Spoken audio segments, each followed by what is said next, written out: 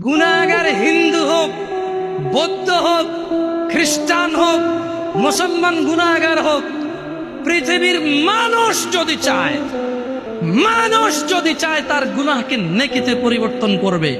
ও যেই ধর্মেরই হোক না কেন, যেই দিনেরই হোক না কেন, সেম প্রসেস শিখাই দেব, জানাই দেব যে হিন্দু লোকটা যদি তার শিরকের গুনাহকে নেকিতে পরিবর্তন করতে চায়, ওই যে লোকটা যে আল্লাহর সাথে শিরক করে নিজেকে মুসলমান বলে মাজারে গিয়ে সিজদা দেয়, ওই যে লোকটা নিজেকে মুসলিম বলে আল্লাহ ব্যতীত অন্য কারোর জন্য জবাহ করে, এই লোকগুলো তাদের গুনাহগুলোকে কিভাবে নেকিতে পরিবর্তন করবে শিখাই দেব।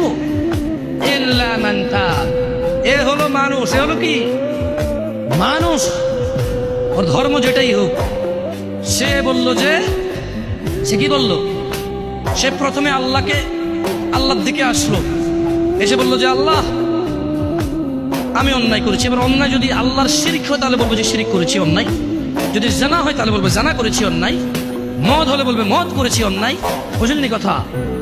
আল্লাহর কাছে এসে বলবে আল্লাহ শিরক করতাম আর করবো না, মদ খেতাম আর খাবো না, জানা করতাম আর করবো না, এই ধরনের যে কোনো অন্যায় বলবে যে আল্লাহ এটা আর করবো না। তো আল্লাহ বলছে ইল্লা মান তাব, যেটা অন্যায় অপরাধ যেটাই হোক সেম অপরাধ থেকে সে কি করলো, ফিরে আসলো।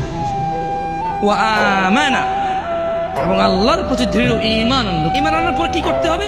একটা কাজ, ওয়া আমিলা আমালান সালিহা, সৎকর্ম করবে। কি করবে?